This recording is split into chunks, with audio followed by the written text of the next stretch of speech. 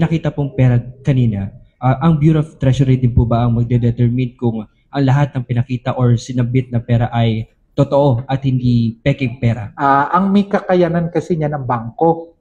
Diba? Makikita nila kung fake o hindi yung fake.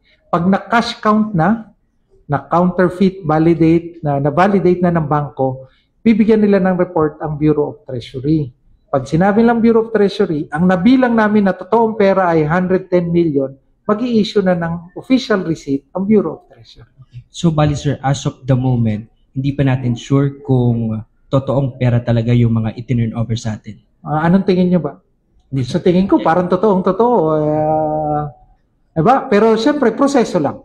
Proseso lang. Antayin natin yung proseso. May proseso ang Land Bank, may proseso rin ang Bureau of Treasury. So, yung pera, withdraw pa? Yung pera, withdraw pa?